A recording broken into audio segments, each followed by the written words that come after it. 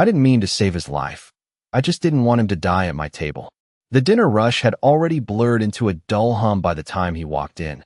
The kind of night where every plate felt heavier than it should and every smile cost more than it paid. And I remember thinking I had exactly 3 hours left on my shift and maybe, if I was lucky, enough tips to cover gas for the week. And then the door opened and everything changed without anyone saying a word, because people like him don't need introductions. They just arrive and the room rearranges itself around them. Conversations lowering, eyes shifting away too slowly, like everyone suddenly remembered something they weren't supposed to notice. And I didn't know his name yet, but I felt it, that quiet pressure in the air, like a storm you can't see, but somehow know is already above you. And when my manager whispered, "VIP table, handle it carefully," I nodded like I always do, like this was just another table, just another night, just another man in an expensive suit, but it wasn't. Not even close. I grabbed the tray, adjusted my apron, and walked toward him, counting steps in my head the way I do when I'm trying not to think about rent or overdue bills or how tired my hands felt. And that's when I heard it, faint at first, almost buried beneath the clink of glasses and low music, a small, steady sound that didn't belong, like a clock ticking somewhere it shouldn't be. And I almost ignored it because you learn to ignore a lot in places like this. Strange noises, strange people, things that don't make sense, but something in my chest tightened, something instinctive, something that made me slow down just enough to notice the soft flicker of red light under the edge of his table. So subtle it could have been a reflection if I wanted it to be, if I needed it to be, and for a second I told myself it was nothing, just a trick of the lighting, just my imagination running on too little sleep and too much caffeine. But then I heard it again, that quiet, steady tick, and suddenly the tray felt too heavy, my fingers tightening around the glass stems as my heart started to race in a way that had nothing to do with the dinner rush. He didn't look at me when I approached, not at first. His attention somewhere else, somewhere far more controlled, like he was always 10 steps ahead of whatever room he walked into. And I remember thinking that men like him probably didn't notice people like me at all, that I could serve his drink and disappear without leaving a trace. And maybe that would have been better. Maybe that would have been safer, but the sound didn't stop. The light didn't disappear, and I couldn't unsee it once I'd noticed it, couldn't pretend it wasn't there. So I hesitated, just for a fraction of a second, long enough for my instincts to catch up with my fear, long enough to realize that walking away would mean pretending I hadn't seen something I couldn't forget, and that staying might mean stepping into something I didn't understand, and I didn't know which one was worse. My hands trembled slightly as I set the glass down, the condensation cool against my fingertips, and I leaned just a little closer than necessary, close enough to catch the faint scent of his cologne, something expensive and clean and completely out of place with the quiet panic building in my chest. And before I could talk myself out of it, before I could remember all the reasons to stay invisible, I lowered my voice to something barely above a whisper and said, "Don't move, look under your table." And for a moment, just one suspended moment, everything seemed to stop, the noise, the movement, even my own breathing, as if the world itself was waiting to see what he would do next.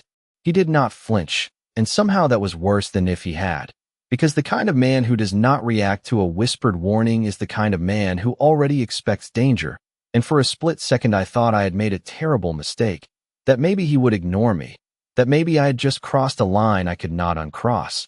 But then his eyes shifted, slow and deliberate, finally landing on mine, and I felt it, that weight, like being seen too clearly, like he was measuring not just my words, but the reason behind them, and my pulse spiked under that gaze, loud in my ears, louder than the music, louder than the quiet ticking that had not stopped, and I almost stepped back, almost apologized, almost pretended I had said nothing at all, but it was too late for that, because he had already moved, just a fraction, just enough for his hand to rest flat against the table as if steadying it, as if grounding himself in something only he understood.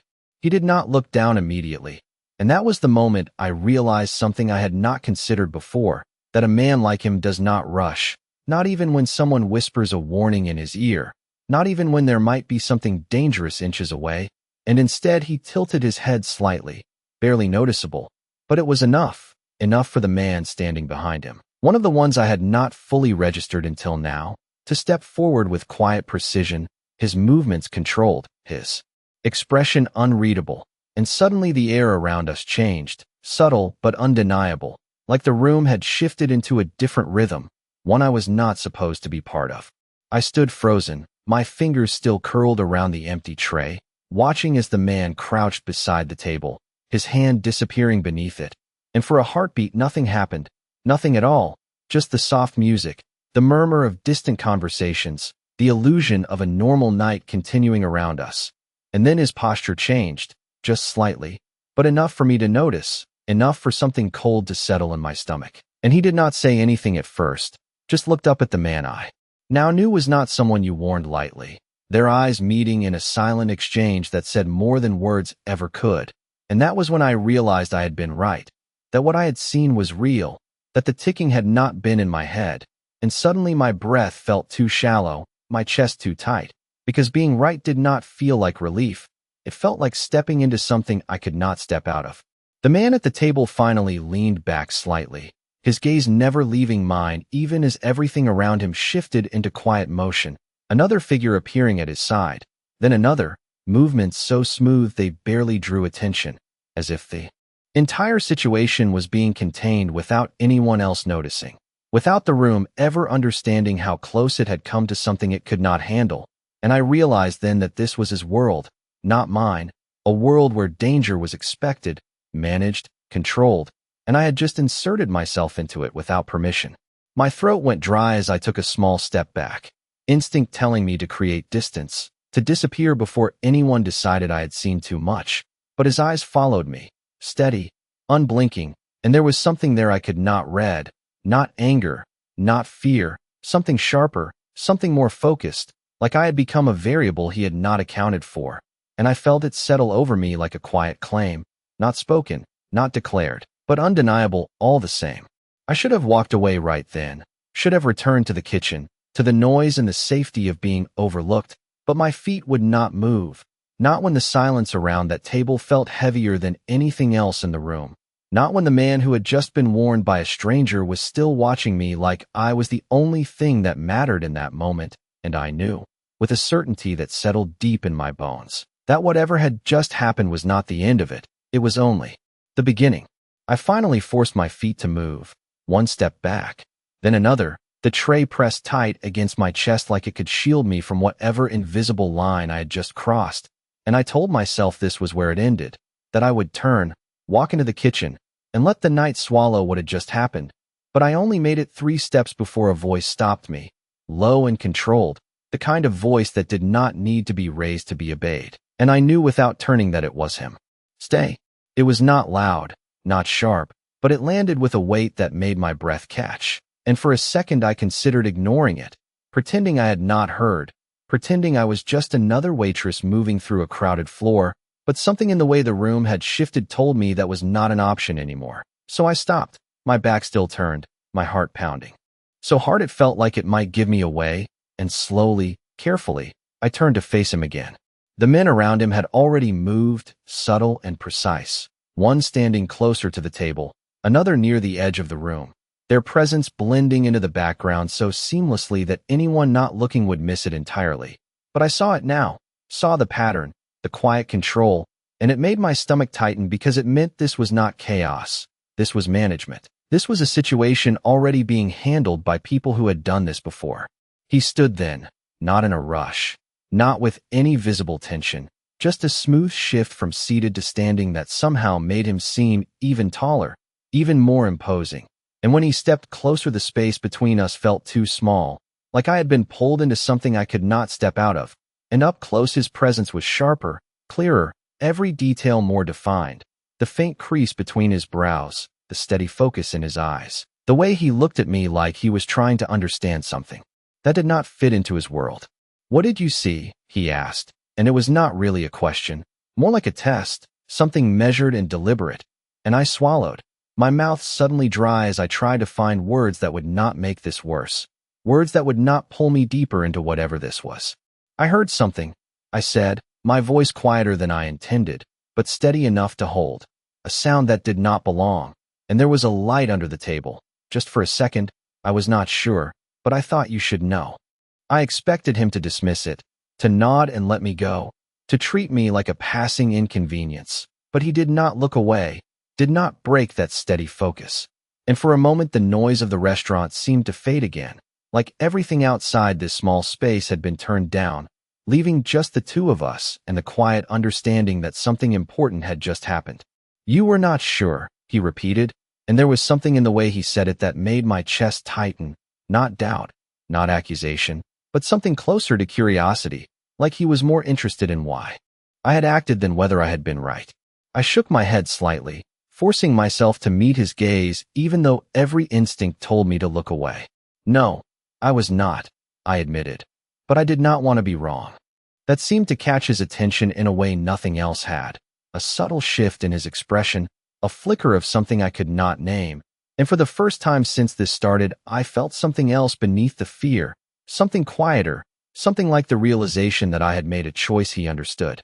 Behind him, one of the men spoke softly, words too low for me to hear, but whatever he said only confirmed what we already knew, and the man in front of me nodded once, slow and controlled, before his attention returned to me completely.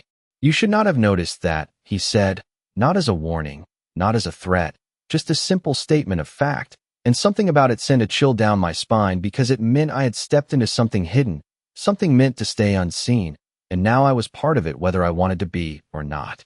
I took another small step back, my fingers tightening around the tray again as I searched for a way out of this moment, some way to return to being invisible, but his next words stopped that thought before it could fully form. "What is your name?" It was direct, undeniable, and I hesitated just long enough to realize that answering meant something, that it was not just a question but the beginning of something I could not undo. And still, I answered anyway, because at that point it felt like the only thing I could do. "Emily," I said, my voice barely above a whisper. "Emily Carter." He held my gaze for one long second, then nodded once, as if committing it to memory, and when he spoke again his voice was just as calm, just as controlled, but there was something new in it, something that made my pulse quicken in a different way. "Emily Carter," he repeated, and the way he said it made it feel like it already belonged somewhere it should not. "You just changed your life tonight." And I believed him. I did not know what scared me more, the way he said my name or the way I believed him without question, because something in his voice carried certainty, not possibility, not suggestion, but inevitability, and I stood there for a second too long, my thoughts scrambling for something normal to hold on to, something familiar, like the weight of the tray in my hands or the sound of dishes clinking in the distance, but none of it felt real anymore. None of it felt like it belonged to me the way it had just minutes ago. "I just did my job," I said finally, the words coming out softer than I intended, almost like I was trying to convince myself more than him. But he did not react the way I expected, no dismissal, no indifference, just that same steady gaze, like he was looking past the words to something underneath them, something I had not meant to show. "No," he said quietly, and there was no hesitation in it, no room for argument. "You did not." The silence that followed felt heavier than anything before it, stretching just long enough for me to realize that whatever line I had crossed was not something I could step back over. And I shifted my weight slightly, my body instinctively searching for an exit, for a way to return to the version of the night where I was just another waitress finishing a late shift. But the space around me felt different now, narrower, more defined, like invisible walls had closed in without me noticing.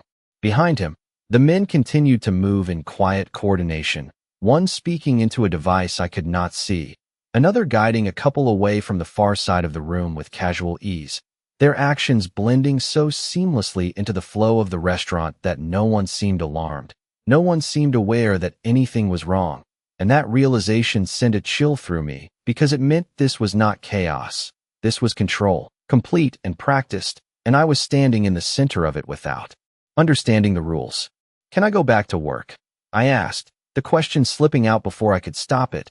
Simple, almost naive, but it was the only thing I could think of that felt like it belonged to my world, not his, and for a moment I thought he might say yes, that he might let me walk away, let this moment dissolve into something I could pretend had not happened. But instead he studied me, just for a second, his eyes moving slightly as if taking in every detail, committing something to memory, and then he shook his head once, slow and certain. Not yet. 2 words, calm and measured, but they settled over me like a weight, and I felt my pulse quicken again, not from fear exactly, but from the growing awareness that I was no longer in control of what happened next. One of the men approached then, stopping just short of us, his posture respectful but alert, and he spoke quietly, too low for anyone else to hear, but I caught a single phrase, something about it being handled, something about the situation being contained, and the man in front of me gave a slight nod, his attention never fully leaving me even as he acknowledged the report. "You notice something that trained professionals are paid not to miss," he said after a moment, his voice just as steady as before, but now there was something else in it, something sharper, something that felt like evaluation rather than curiosity. "Do you understand what that means?" I shook my head before I could think it through, because the truth was I did not want to understand, did not want to know what any of this meant beyond the simple fact that I had heard a sound and decided to say something. But he did not look surprised by my answer. If anything, he seemed to expect it. "It means you pay attention," he continued, his tone quiet but firm. "And people who pay attention tend to see things they are not supposed to see." The words settled into me slowly, their meaning unfolding in a way that made my chest tighten, and I took another small step back, my instincts finally catching up to the reality of the situation, telling me that this was not just about a warning or a strange noise, or even whatever had been under that table. This was about something larger, something deeper, something I had just brushed against without realizing it. "I did not mean to," I said, and this time I knew I sounded exactly like what I was, someone who had stumbled into the wrong place at the wrong time, someone who wanted nothing more than to step back out of it. But again, he did not dismiss me, did not let the moment pass, and instead he did something that made my breath catch in a completely different way. Something small, almost insignificant, but undeniable. He reached out and gently took the tray from my hands, setting it aside on the nearest table as if removing the last piece of the world I had been holding on to. "I know," he said, and for the first time there was something softer beneath the control, something almost human. "That is why you are still standing here." And in that moment, I understood that leaving was no longer something I got to decide. The absence of the tray in my hands felt wrong, like I had lost the last thing anchoring me to who I was 10 minutes ago, and I stood there with empty fingers, unsure what to do with them, unsure what to do with myself, because everything about this moment felt like it belonged to someone else's life, not mine. And yet I was still here, still standing in front of him, still caught in a situation I did not understand and could not leave. Around us, the restaurant continued as if nothing had changed. Waiters moving between tables, glasses clinking softly, quiet laughter rising and falling like background noise, and the contrast made my head spin, because it meant the world had not stopped. Only mine had. Only this small space where I stood facing a man who had just removed every illusion of normal I had been holding on to. "You should sit," he said after a moment, his tone calm, almost casual, but there was something in it that did not invite refusal, and I hesitated, glancing briefly toward the empty chair at his table, the same table where I had seen that faint red light, where I had heard that quiet ticking sound, and the idea of sitting there made my stomach tighten, but standing did not feel like an option either, not when his attention was still fixed on me, steady and unyielding. Slowly, I lowered myself into the chair, my movements careful, controlled, as if any sudden motion might break whatever fragile balance existed in this moment, and I kept my hands in my lap, fingers loosely intertwined, trying to keep them from trembling, trying to look like I belonged here even though every instinct told me I did not. He did not sit immediately, and for a second I thought he might leave me there alone, but instead he stepped around the table and took the seat across from me, his posture relaxed but precise, like everything about him was measured, intentional, nothing wasted, nothing accidental. "Emily," he said again, and hearing my name in his voice felt different this time, less like a question, more like a confirmation, like something had already been decided, and I felt my pulse quicken at the way it sounded, the way it seemed to settle into the space between us. "Do you know why people survive in places like this?" he continued, his gaze steady, his voice low enough that no one else would hear. And I shook my head slightly, because I did not know, because I had never thought of this place as somewhere survival mattered beyond making it through a shift and paying my bills. "They pay attention," he said simply, and the words echoed something he had already told me, but this time they carried more weight, more meaning, like he was explaining a rule I had unknowingly followed. They notice the things others ignore, and they act before it is too late. I swallowed, my throat tight as I tried to process what he was saying, because it felt like more than just an observation. It felt like he was placing me somewhere I had never intended to be, somewhere I did not belong. I did not think about it, I admitted quietly. I just heard something and it felt wrong.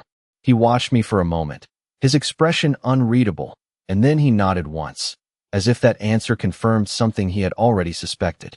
That is exactly why it matters, he said, and there was something in his tone now that made my chest tighten, something that felt almost like approval, but sharper, more dangerous, because it meant I had done something he valued, something he did not see often.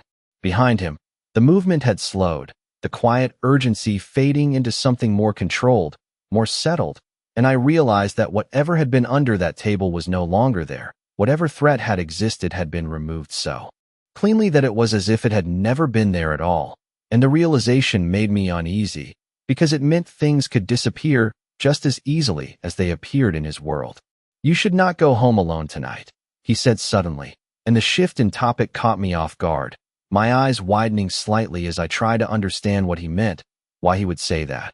But his expression did not change, his tone remained calm, like he was stating something obvious, something already decided. I will be fine, I replied quickly, the instinct to reclaim some control rising up before I could stop it, because going home alone was what I always did.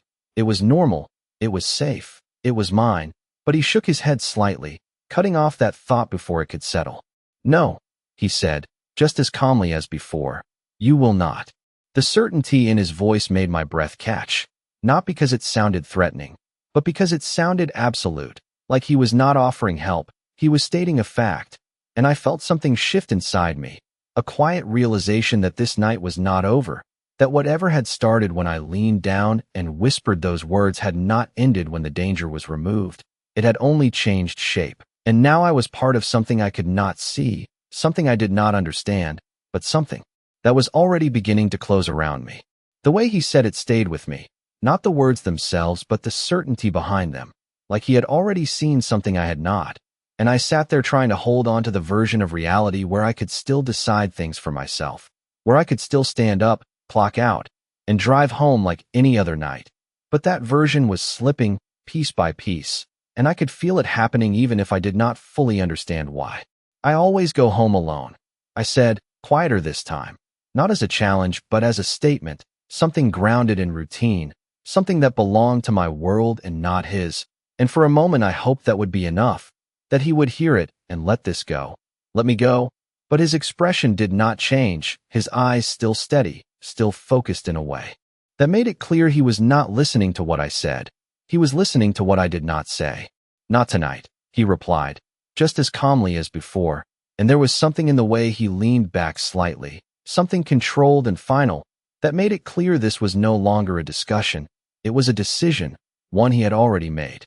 I felt a flicker of frustration rise in my chest, sharp and unexpected, because this was my life, my routine, my choice, and yet it felt like it had been taken out of my hands without warning, without permission, and I shifted in my seat, my fingers tightening slightly in my lap as I searched for something to push back with, something that would remind him that I was not part of whatever world he lived in. You do not know anything about me, I said, my voice steadier now, the words coming out before I could soften them. And for the first time since this started, I felt a small piece of control return, fragile but real, because it was true.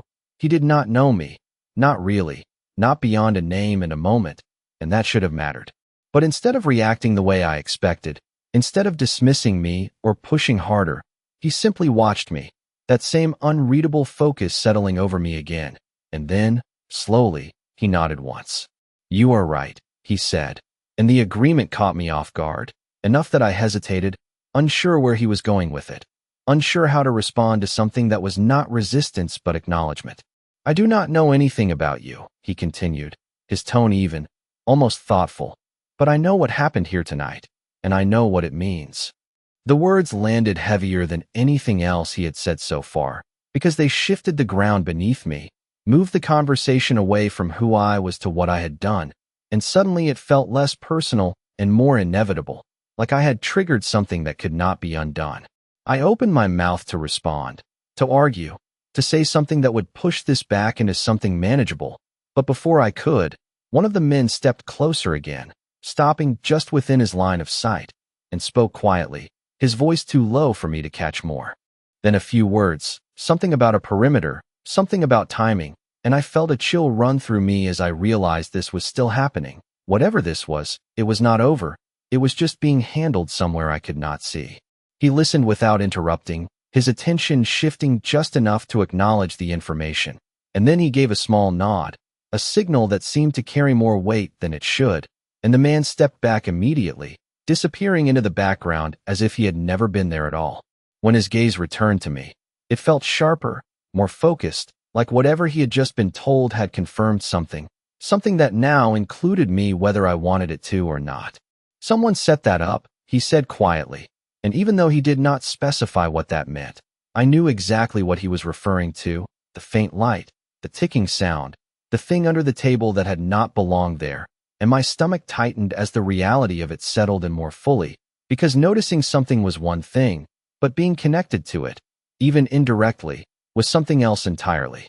And now, he added, his voice just as controlled but carrying a weight that made my breath catch again, someone knows it did not work.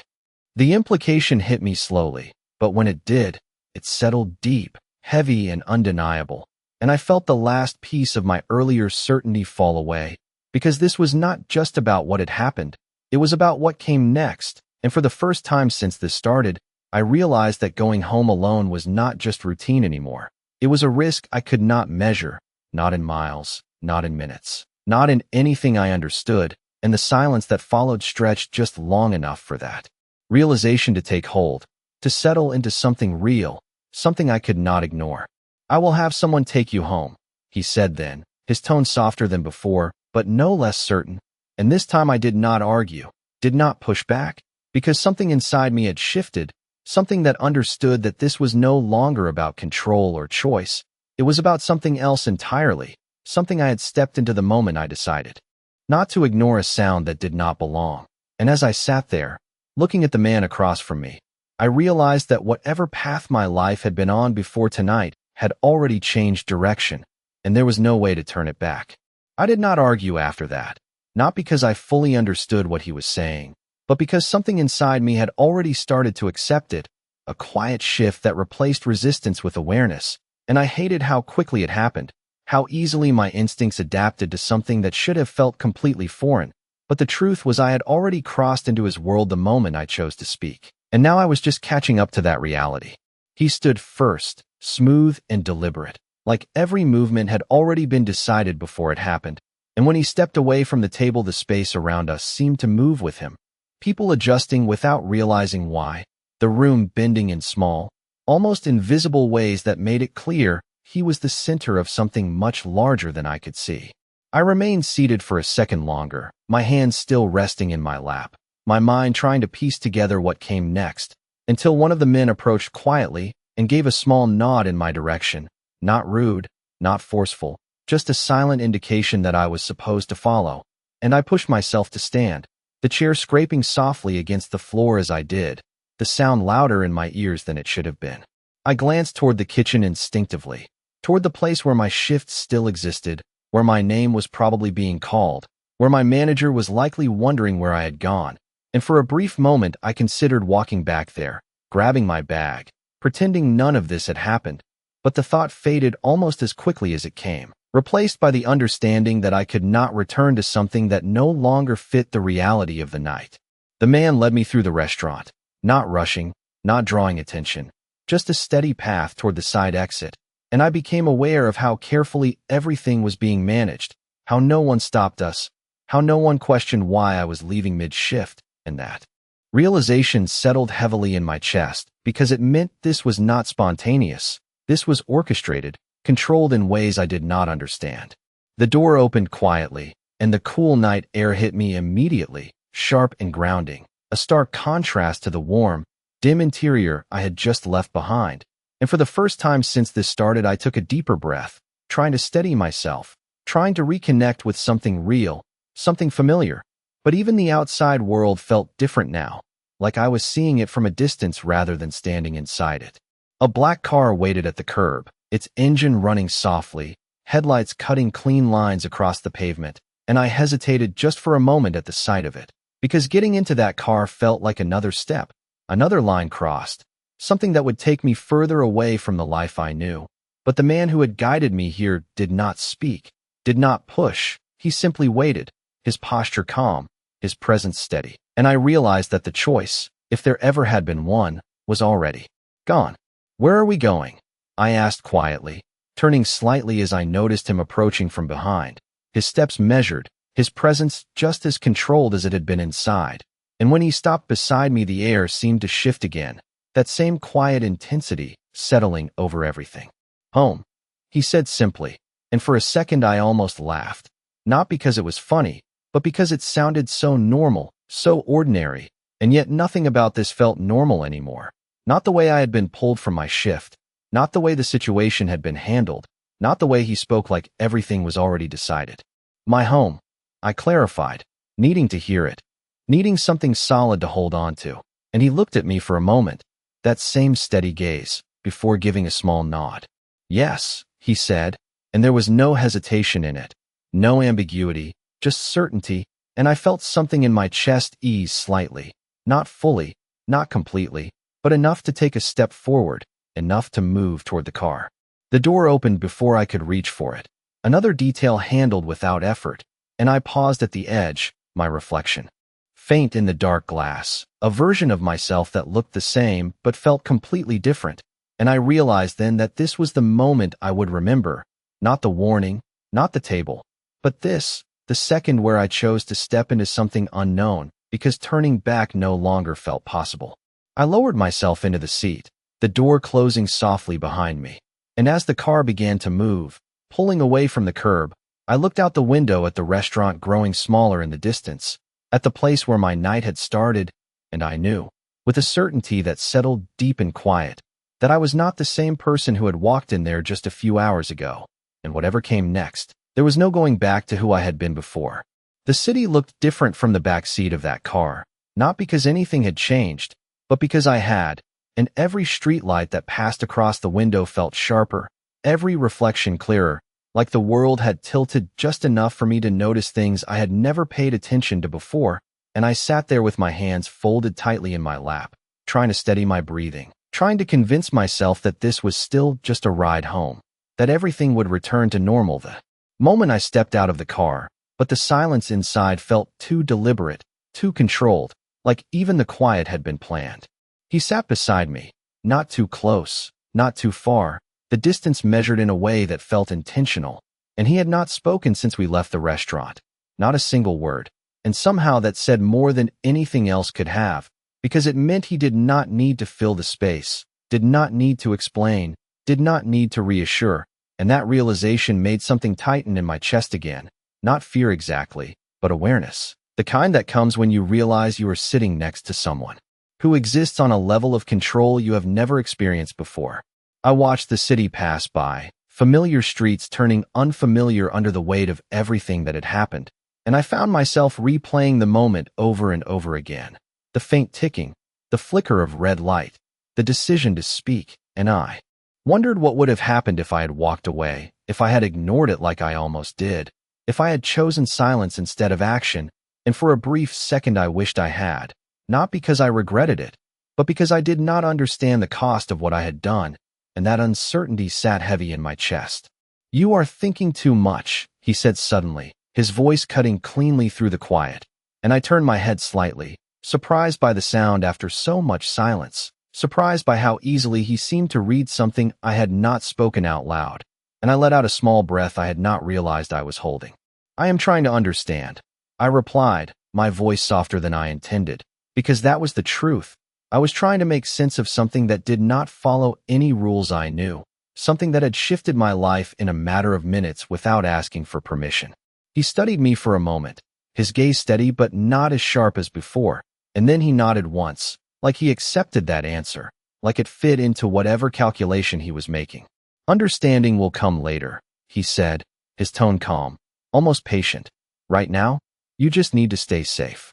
The words settled into the space between us, simple but heavy, and I looked away again, back out the window, because there was something about the way he said safe that made it sound like more than just a precaution, like it was something that had already been tested, something that had already been challenged, and I was only now stepping into it. The car slowed as we turned onto my street, the familiar line of small houses and parked cars coming into view, and for the first time since we left the restaurant, something in me eased, just slightly, because this was mine, this was known, this was where my life existed before tonight changed everything. And I held on to that feeling as the car came to a smooth stop in front of my building. I hesitated before reaching for the door, my hand hovering for just a second as I became aware of him watching me again, that same steady focus, but different now, less like evaluation and more like confirmation, like he was making sure. Something had gone according to plan. Thank you, I said quietly, because it felt like the right thing to say, because despite everything, he had made sure I got home, and for a moment I thought that might be enough, that this was where our paths separated, that I would step out of the car and return to my life, and he would disappear back into his world. But he did not respond immediately, and when I looked back at him, there was something in his expression that made my breath catch again, something calm but unyielding, something that told me this was not the end of it. This is not over, he said, his voice low and certain, and the words landed deeper than anything else he had said so far, because they confirmed what I had been trying not to think about, what I had been trying to push aside since the moment I stepped into this car. I swallowed, my hand finally resting on the door handle as I forced myself to nod, even though I did not know what came next, even though I did not know what nod over really meant. And as I stepped out into the cool night air, closing the door softly behind me, I felt it settle in, that quiet, undeniable truth that tonight had not ended when I left the restaurant. It had only followed me home. I stood there for a moment after the car pulled away, the soft hum of the engine fading into the distance until it disappeared completely, and the silence that followed felt heavier than it should have, like something had been left behind even though the street looked exactly the same dim streetlights, the same parked cars, the same quiet stretch of sidewalk I had walked 100 times before, and yet none of it felt familiar anymore. None of it felt like it belonged to the life I had before tonight. I turned slowly toward my building, the worn steps leading up to the entrance suddenly feeling longer than usual, like each step carried more weight than it should, and I told myself this was it. This was where everything returned to normal, where I could step inside, lock the door, and leave the rest of the night behind me. But even as I reached for my keys, my fingers hesitating slightly against the cold metal, I knew that was not true, because normal had already shifted, already changed in a way I could not undo. The hallway light flickered as I stepped inside, casting uneven shadows along the walls, and the familiar creak of the floor beneath my shoes echoed a little too loudly in the quiet. And for the first time since I left the restaurant, I felt something close to unease settle in, not because of anything specific, but because of the way everything felt slightly off, like I was walking through a place that looked the same, but was not quite the same anymore. I locked the door behind me, the click louder than usual, more final, and I leaned against it for a second, closing my eyes, trying to steady my breathing, trying to convince myself that I was safe, that whatever had happened tonight was outside these walls. But the memory of his voice, calm and certain, echoed back in my mind. This is not over, and I pushed away from the door, unable to ignore the weight of those words.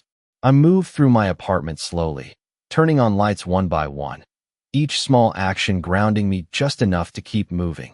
The familiar layout offering a sense of control I had lost hours ago, and when I reached the kitchen, I paused, my gaze drifting toward the window without thinking, and something in my chest tightened as I noticed it. A car parked across the street, its headlights off, its presence subtle enough to be ignored if I had not been paying attention, but I was paying attention. Now, more than I ever had before.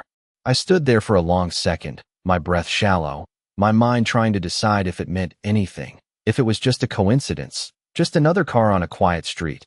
But the feeling did not go away, that quiet awareness that something was different, something had changed beyond just me, and I stepped closer to the window, careful, deliberate, the way I had seen him move earlier, and as I looked out, the car did not move, did not reveal anything. It just sat there, still and silent, and I realized then that I did not need confirmation, I did not need proof, because I already understood. I was not alone anymore, not in the way I had been before, and the thoughts settled into me slowly, not as fear, but as something more complicated, something that felt like both protection and confinement at the same time, and I exhaled quietly, my hand resting lightly against the glass as I stared out into the night. "You are under my protection now," he had said, and I had not fully understood what that meant until this moment, until I saw the quiet presence outside my home, until I felt the invisible line that had been drawn around me without my permission, and I realized that protection did not come without cost. That safety in his world was not the same as safety in mine. I stepped back from the window slowly, the room feeling smaller than it had before, not because anything had changed, but because I had, and I looked around at the life I had built, the small, ordinary pieces of it, and I knew, with a clarity that settled deep and quiet, that none of it would ever feel quite the same again. He had been right. My life had changed the moment I chose to speak, the moment I decided not to ignore something that felt wrong, and now I was standing in the aftermath of that choice, in a world that overlapped with mine, but followed entirely different rules. And as I turned off the kitchen light and stood there in the dim glow of the hallway, I understood something I could not ignore anymore, something that echoed in the quiet like a truth I had finally accepted. He could control everything around me. He could make sure I was safe. He could shape the space I lived in without ever stepping inside it. But the one thing he could not control, the one thing that still belonged entirely to me, was what I chose to do next. And for the first time since this started, that thought did not feel like fear. It felt like a beginning.